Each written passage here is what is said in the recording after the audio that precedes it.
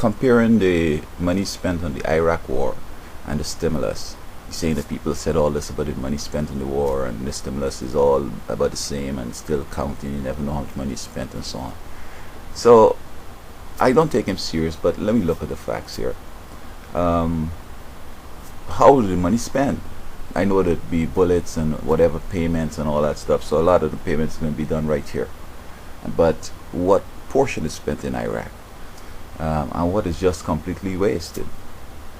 On the other hand, the stimulus, it created jobs, and all the money was spent here with no hemorrhage anywhere.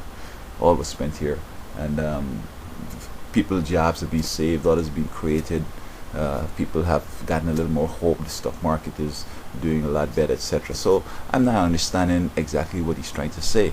I don't have time to waste listen to his kind of wasted time just going around the bush, because this guy has no education at all. And I think that the same thing like Bush, when you're not smart and have education, your advisor's gonna give you talking points, and you're gonna look stupid, especially the people who have a little education, and they can always do things similar, because the war, basically, I don't know what the war has achieved and so on.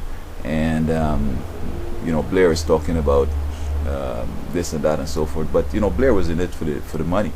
They sold a lot of Mini Coopers here and got a lot of business up to Britain. And hey, I mean, if you're that naive to let somebody send you in something and then take some of the money over there, send just like maybe 1,000 troops so as to show that he's into it, something like that. I'm not sure the exact number. So I think these guys are very scary, and we need to start listening to people who have sense. If you don't have an education, we shouldn't waste time listening to them, because they will say things that had already been said, or they may say things that had already been proven wrong. Now, if you have an education, you'll know the things that have been said generally. You'll know if your concept comports with what has been said, or if it's going to be based on what has already been established and is taking things to the next level.